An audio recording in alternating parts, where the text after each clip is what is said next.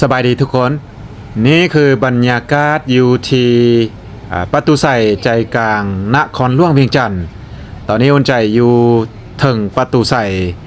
เบิงวิวไปทางลมพี่น้องสำหรับวิดีโอนี้อุ่นใจจะพาเดินทางออกจากนครหลวงเวียงจันทน์ไปที่วังเวียงพี่น้องเมื่อนี้อุ่นใจจะใช้ทางด่วนเดินทางจากนี้ไปวังเวียงเนาะว่าทางด่วนช่วงนี้เป็นจังได้แล้วกระโดนเราบ่ได้มาพี่น้องไปเบิ่งไปชมคลิปนี้นำกันเลยเลี้ยวซ้ายเข้าไปนี่เลยพี่น้องเลี้ยวเข้าไปทางด่วนอันนี้จะเป็นทางด่วนลาวจีนระหว่างนครหลวงเวียงจันทน์ไปวังเวียงก็คือทางด่วนแห่งเดียวในประเทศลาวนั่นเองระยะทางด่วนเส้นนี้ก็100ปลายกิโลเมตรได้หนึ่ง111กิโลเมตรเนาะรวมทั้งหมดปกติแล้วถ้าหักทานไปเส้นทางเก่าหรือว่าเส้นทางเลขที่13ก็ได้เส้นกันแต่ว่าตอนนี้จากนครหลวงเวียงจันทน์ไปเมืองพลโหงถือว่าทางปูคอนกรีตเป็นที่เรียบร้อยไปสะดวกสบายแต่ว่าออกจากพลโหงไปวังเวียงหันยังบ่ทันดีปานได้พี่น้องฉะนั้นคนส่วนใหญ่ก็จะใช้ทางด่วนเส้นนี้เพื่อเที่ยวจากนครหลวงเวียงจันทน์นี้ไปที่วังเวียงนั่นเองจะใช้เวลาน้อยกว่าประหยัดกว่าแล้วก็สะดวกสบายพี่น้องแต่ว่าไปเบิ่งว่ามื้อนี้จะมีคนเที่ยวหลายบ่แล้วก็สภาพเส้นทางจะเป็นจังไดเพราะว่าอุ่นใจก็บ่ได้มาโดนแล้วพี่น้องฮอดจุดเข้าแล้วเนาะเมืองวังเวียงไปซื่อๆเลยฮอดจุดทางเข้าแล้วเนาะแล้วไปเบิ่งว่ามื้อนี้เราจะใช้เวลาหลายปานใดในการเที่ยวเราจะขี่แบบสบายๆแล้วก็ราคาช่วงนี้เป็นเอาได้แล้วเนาะใช้ทางด่วนค่าผ่านทางด่วนนี้หลายปานใดแล้วไปเบิ่งนำกันพี่น้องก่อนอื่นเราต้องเอาบัตรก่อนเนาะแล้วก็ไปจ่ายอยู่ปลายทางก็ถือว่าเงียบๆพี่น้อง เงียบเลยนะเห็นรถ2-3 คันคนอาจจะบ่เที่ยวไล่ถ้าเป็นวันอาทิตย์วันเสาร์นี่คนน่าจะไล่อยู่ตอนนี้เฮาก็อยู่ทางด่วนเป็นที่เรียบร้อยสภาพอากาศก็บ่ยากดีปานใดช่วงนี้ยังมืดมัวคล้ายคือฝนสิตกพี่น้องอยากให้ฝนตกลงมาจากหาใหญ่นึงเนาะคือสิปลอดโปร่งแล้วก็แจ่มใสดีอากาศร้อนอบอ้าวแบบนี้แต่ว่าตามพยากรณ์อากาศแล้วก็จะมีฝนภายใน2 มื้อนี่แหละพี่น้องฝนอาจจะมาไวๆนี่หมอกควันก็ยังมีอยู่หมอกควันยังมีอยู่หลังจากฝนมาแล้วอาจจะแจ้งขึ้นเติมแลนได้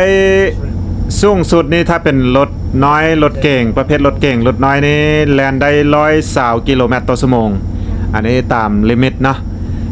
แล้วก็รถธรรมดาทั่วไปนี่ก็100หรือว่า80เนาะซาสุดพี่น้องรถบ่หลายขับสบาย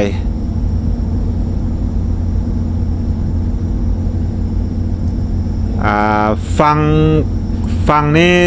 แต่ละฝั่งเนาะมันจะมีอยู่ฝั่งซ้ายค่ารองแล้วก็ฝั่งค่าขึ้นทางนี้มีอยู่2 เลนครึ่งฝั่งหนึ่ง2 เลนครึ่งเนาะก็ความหมายความว่ารวมทั้งหมดนี่ก็เป็น5 เลนเนาะฝั่งนั้น2 เลนครึ่งฝั่งนี้2 เลนครึ่งพี่น้องถือว่าเงียบเลยบ่มีรถ ก็จะประหยัดไปหลายเติบพี่น้องประหยัดเวลาเนาะแต่ว่าบ่ฮู้ว่าราคาทางด่วนช่วงนี้จะขึ้นแล้วบ่รถประเภทอุ่นใจขี่ไปตอนนี้ก็คือรถตู้เนาะรถตู้น้อยปกติแล้วก็200,000ปลายกีบแล้วไปเบิ่งว่ามื้อนี้จะไล่ซำใดถ้าฝนมาจาก2-3 หานี่พี่น้องต้นไม้ใบหญ้าเรียบแคมทางนี้เขี้ยวขึ้นมาทันทีช่วงนั้นก็จะสวยงามพิลึกเนาะเขตนี้บางจุดบางเขตก็จะเป็นเขตที่ว่าเป็นป่า สวยงามแล้วก็มีภูผาป่าไม้โดยเฉพาะใกล้ๆกับเมือง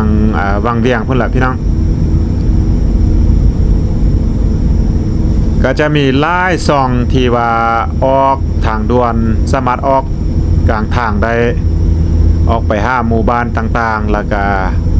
ขอบเขตตามเมืองเนาะคือว่าเมืองพลโฮงบ่มันยังประมาณนี้ทงนาก็ยังแห้งแล้งอยู่พี่น้องทงนาแห้งแล้งโซเฟอร์บางคนที่ว่าบ่อยากจ่ายค่าทางด่วนเต็มนี้เพิ่นจะเข้าหรือว่าออกอยู่เขตพลโฮงเมืองพลโฮงพี่น้องบ่ว่าจะเป็นจะมาแต่นครหลวงเวียงจันทน์หรือว่ามาแต่วังเวียงก็สามารถเข้าหรือออกพลโฮงถ้าตัวอย่างมาแต่เวียงจันทน์นครหลวงเวียงจันทน์สามารถใช้เส้นทางเลขที่13เพราะว่าทางเพิ่นปูคอนกรีตเป็นที่เรียบร้อยเที่ยวสะดวกสบายแล้วก็มาเข้าทางด่วนอยู่เมืองพลโฮงไปวังเวียงหรือว่ามาแต่วังเวียงจะไปนครหลวงเวียงจันทน์ก็สามารถใช้ทางด่วนมาฮอดเขตเมืองพลโฮงแล้วก็ออกเข้าไปที่เส้นทางเลขที่13อยู่จุดนั้นก็จะได้เสียค่าทางด่วนน้อยลงประมาณนั้นแหละแต่ว่าเส้นทางเลขที่13ระหว่างเมืองพลโฮงนครหลวงเวียงจันทน์อาจจะมีรถลายนิดนึงนะก็อาจจะช้าลงตึมนิดนึงว้าวพี่น้องถ้าหากว่าบ่มีหมอกควันสวยงามเลยเขตนี้เริ่มเห็นภูเห็นผ้าแล้วตลอดทางก็จะมีป้ายเตือนเนาะเมาห้ามขับห้ามใช้โทรศัพท์บางอย่างประมาณนี้แหละเนาะจะมีป้ายห้ามเตือนตลอดเวลาในการขับขี่อยู่ทางเส้นนี้เพราะว่าทั้งวัดเส้นทางเส้นนี้จะเปิดมาก็หลายปีพอสมควร6-7 ปีแล้วบ่เนาะประมาณนั้นแหละแล้วประชาชนลาวเนาะผู้ขับขี่อยู่ในประเทศลาวบางคนก็อาจจะบ่ได้ใช้เรื่อยๆเนาะทางด่วนบางทีก็อาจจะเป็นครั้งทำอิฐในการขับขี่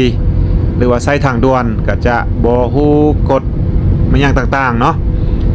เวลาขับขี่หั่นก็อาจจะขับไวไปได้หน่อยนึงบางครั้งหรือว่าใช้โทรศัพท์เวลาขับขี่เพราะว่าทางมันดีพี่น้องเทียบใส่หลายเส้นทางอยู่ในทั่วประเทศลาวในเมื่อทางดีทางซื่อแบบนี้บางครั้งนี่เฮาขี่90หรือว่า100กิโลเมตรต่อชั่วโมงนี้มันก็คล้ายๆคือว่ารถซ่าเนาะ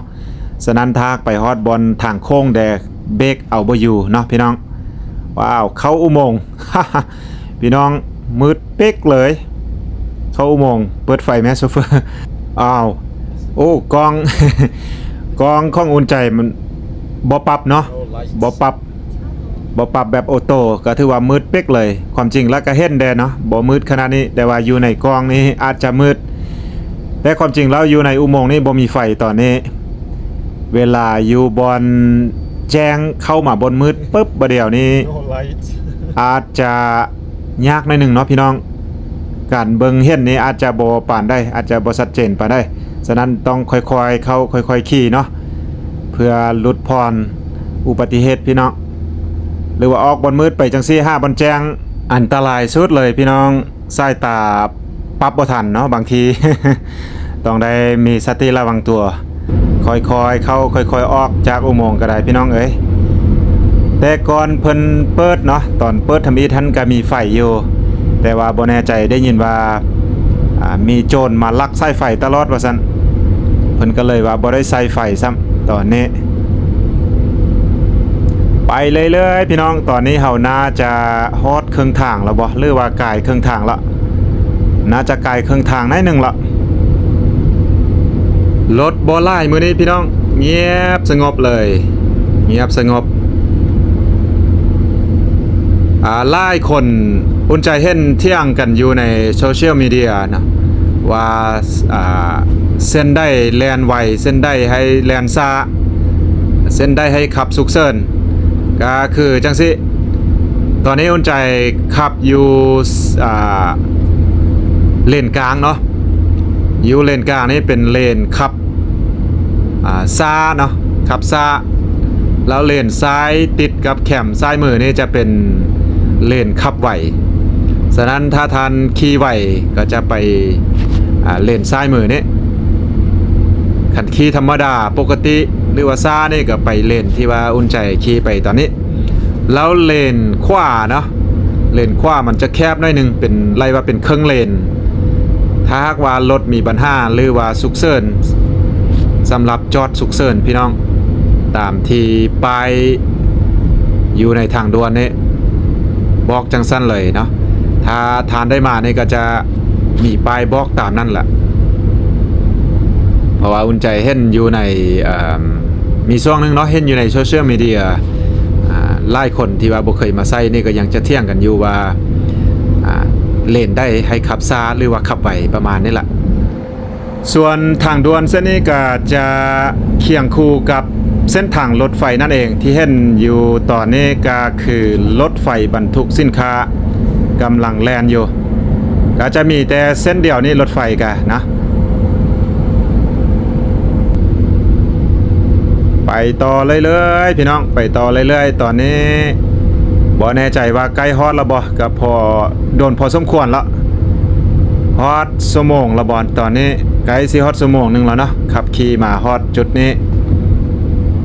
ใกล้สิฮอดชั่วโมงนึงแล้วน่าจะประมาณชั่วโมงปลายเพราะว่า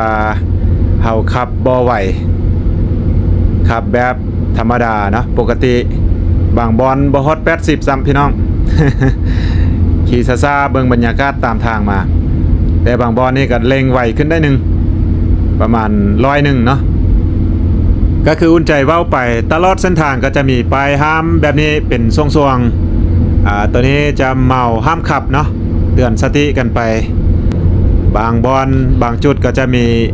ห้ามใช้โทรศัพท์ในเวลาขับขี่เพราะว่าอยู่ในประเทศลาวเฮาอยู่หลายบอนหลายเขตขับขี่แบบเป็นกันเองจะบ่เน้นเรื่องกฎจราจรและความปลอดภัยคือตัวอย่างการขับขี่นี่บ่ใส่ซีทเบลต์หรือว่าบางครั้งก็อย่างประมาทใช้โทรศัพท์ในเวลาขับขี่หรือว่าดื่มสิ่งของมึนเมาในเวลาขับขี่ประมาณนี้ถ้าเป็นทางด่วนนี่อันตรายแท้ๆพี่น้องเพราะว่าเฮาขี่ไวคันถ้าพลาดมาเอาบ่อยู่แน่นอนจุดนี้จุดทางเข้าไปน้ำงืมเนาะอ่างน้ำงืมสามารถเข้าไปอ่างน้ำงืมอยู่เขตนี้เป็นทางออกจากทางด่วนก็จะมีหลายจุดที่ทานสามารถออกจากทางด่วนนี้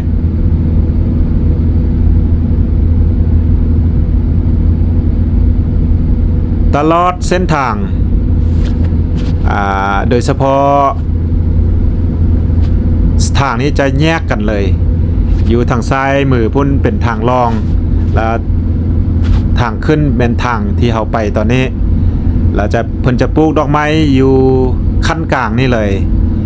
บางจุดนี้บ่สามารถเบิ่งเห็นอีกฝั่งนะเพื่อให้ขับขี่สะดวกสบายขึ้นถือว่าถ้ามีสติระวังตัวนี่ก็การเกิดอุบัติเหตุนี่ก็จะน้อยลงเพราะว่าบ่มีรถ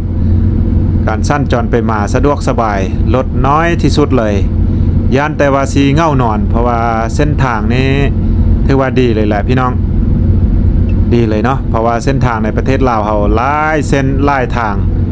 เป็นคุ้มเป็นบ่อทางคดโค้งขึ้นภูลงคอยประมาณนั้นก็เลยว่าเฮ็ดให้หลายคนบ่เง่านอนนะคันท่าทางเป็นจังซั่น แต่ว่าทางเส้นนี้นี่บางครั้งนี่จนเง่านอนพี่น้องมันเงียบเหลือเกิน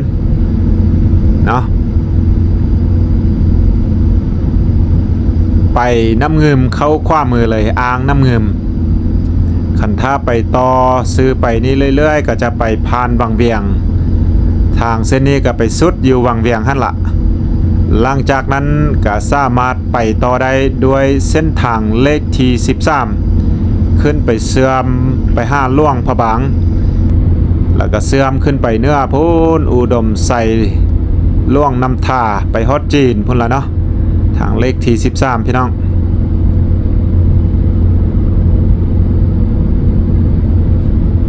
สภาพอากาศคล้ายคือฝนสิตกคืออุ่นใจเว้าไปแต่ว่าอยากให้ตกลงมาแห้งพี่น้องแต่ว่าตอนนี้แดดเริ่มออกมาแล้วน่าจะบ่มีฝนแล้วพี่น้องตั้งแต่วันมันมืดเนาะมืดแบบนี้ หมอกควันนั่นเองช่วงนี้ประชาชนกำลังจุดส่วนจุดให้เพื่อต้อนรับฝนแล้วก็พร้อมกาเกี่ยมปลูกผลปลูกต่างๆเพราะว่ากำลังจะเริ่มเข้าฤดูฝนละซองขับซาซองขับไวซองสุกเซินตามอุ่นใจเว้าไปหั่นแหละพี่น้องมี3ซอง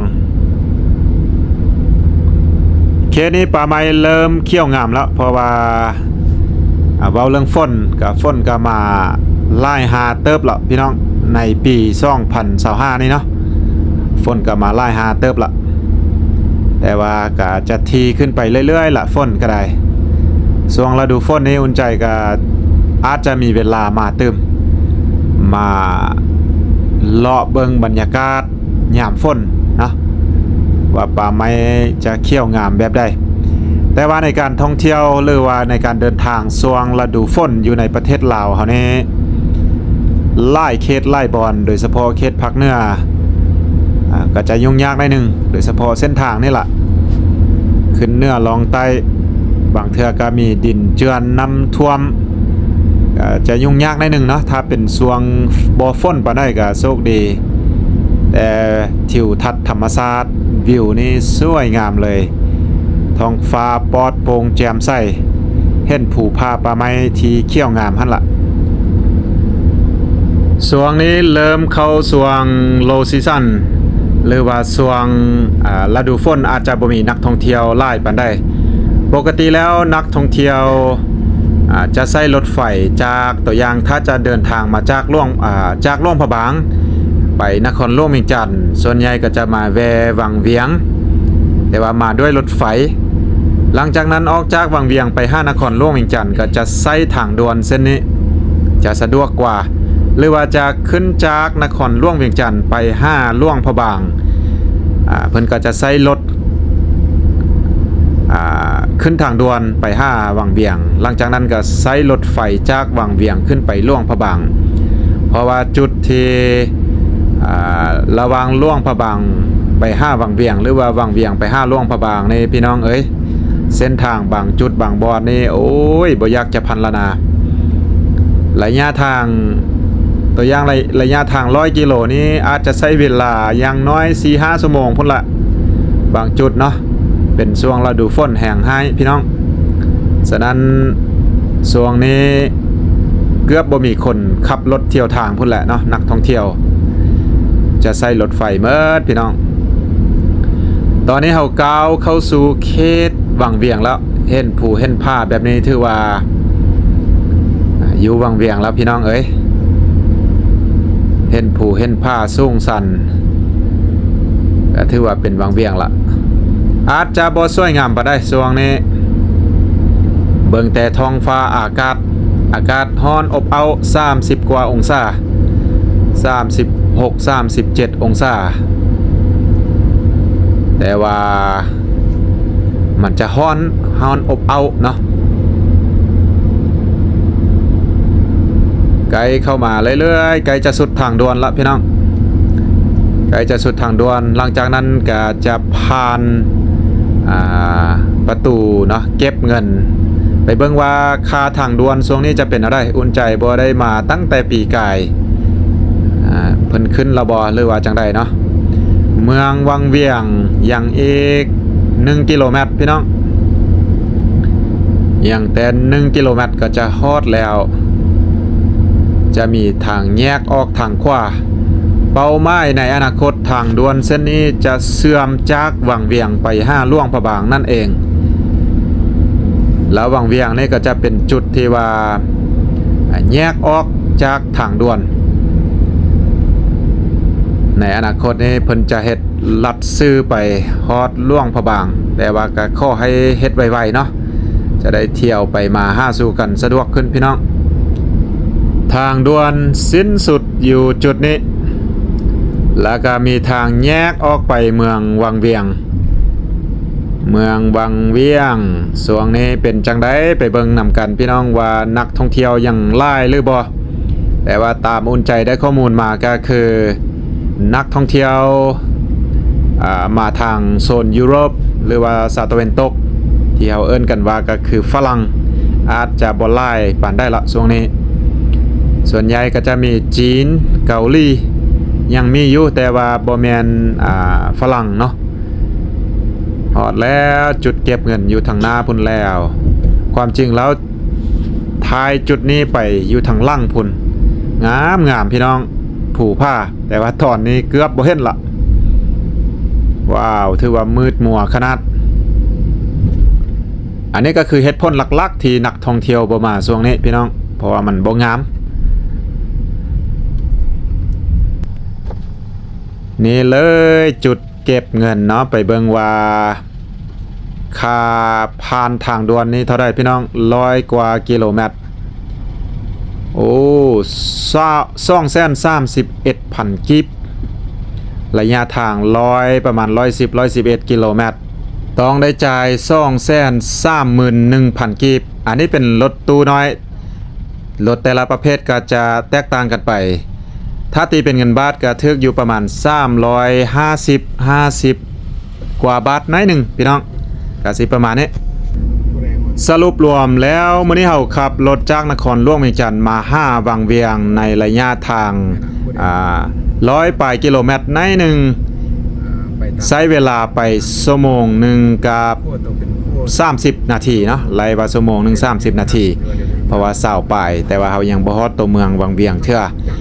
ใช้เวลาเฉลี่ยประมาณนั้นเฮาขับช้าพี่น้องบ่ได้ขับไวเนาะความจริงแล้วทานสามารถขับได้100 กิโล120 กิโล